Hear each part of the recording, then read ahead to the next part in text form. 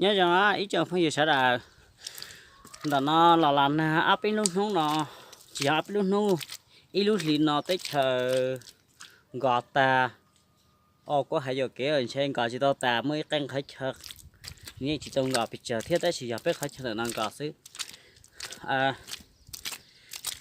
ni nó mà chỉ tao chế nè nếu mà ô hô lử là nếu tao đông có mà bảo hiểm là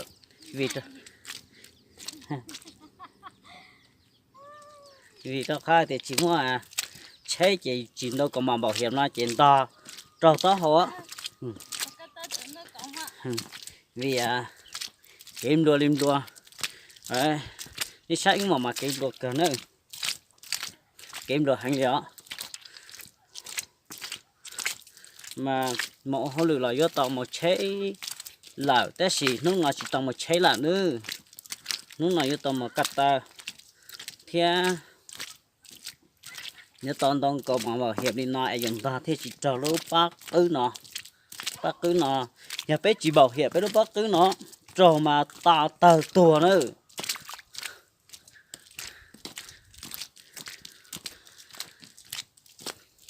này sao một cái mà đua sư cứ chỉ chập rồi sát thì u này sai mà giờ sát thì u nữa sát thì u chỉ lấy thật qua nó là mà chỉ tàu thế số bây giờ cho là sát thì là chỉ tàu chỉ tôi sát nó sức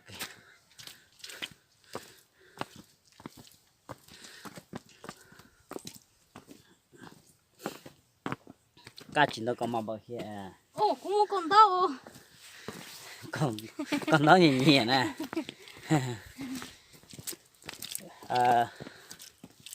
em mình đùa thế chị hỏi chị nè nhưng mà tao thích chị cho bắt ra tới chị ta cực khá đâu hả một chế hình thế đời ta các khờ các chính đông của mà bảo hiểm này hành gì mà hành chỉ mua chế là mà chủ tao mà hành ó hành thì đâu nó cũng mà hành là tớ vậy hành ó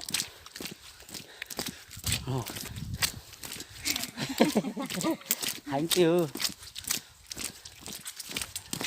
chỉ mua chế chị kia cả ta bông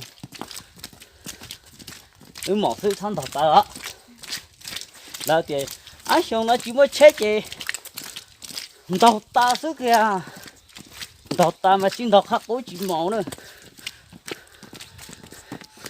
mời các chị màu bè là cứ lá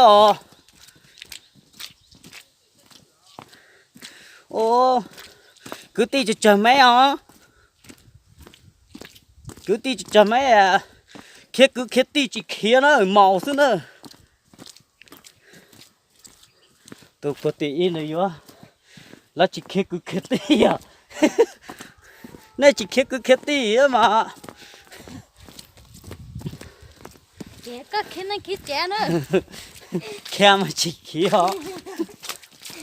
ta của hắn nó là nóng nó lỡ vậy đó là hồ một năng gai chị tôi một năng gai tới xin luôn anh chơi chỉ tao chế này là cháu cứ tí tao mò thế chỉ có thì yếu chủ thắc cứ khét tí yếu chủ một tí nào cô chân ta chỉ họ nó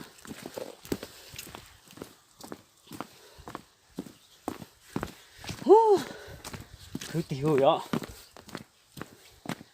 một chết từ khứ em một ta chỉ khứ luôn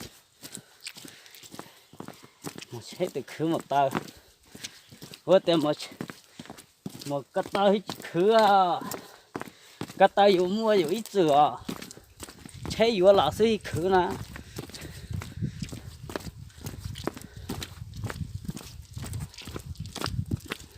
kia hành nữa ta té chỉ tao sao đi nữa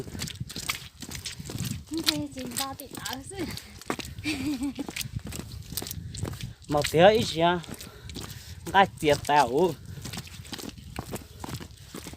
nó ra chỉ kia hành tì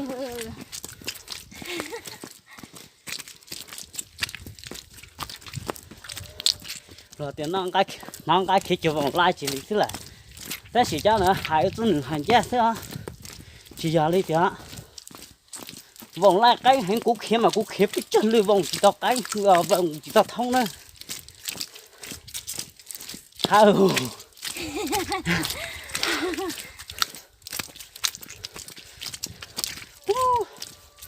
cái màn ruột chùa thì hai từ xưa rồi ô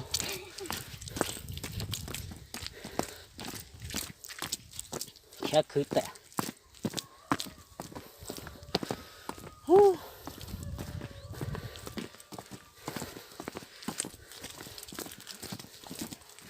这啥天气也都太多啊！哦，你到哪呢？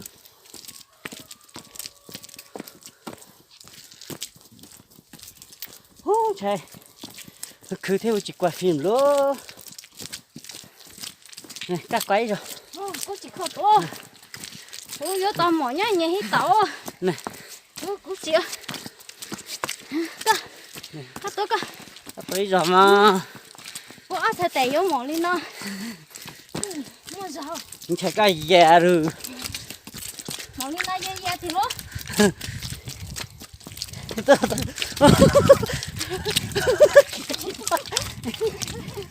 Nên chị ăn lên to đấy. Dạ.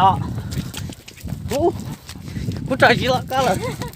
Thế à, dạ, cô khía chân cá này, cô chỉ vô cá. Ồ, cô sức cá. ok cái này cũng chỉ vô cá Cá xương đó.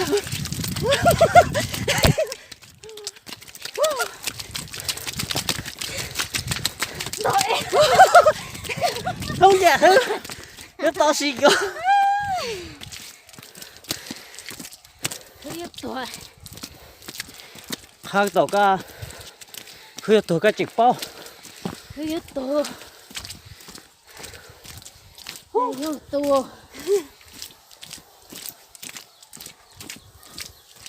Cứ thiếu. Tôi tập chạy xuống tàu nè.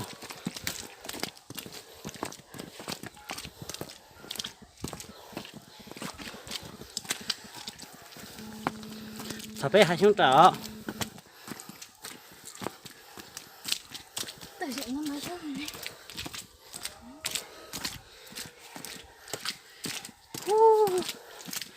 Thỉnh gọi mà. Một cứ tiêu.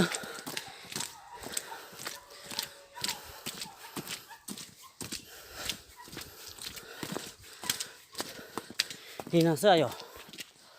Xin chị đó.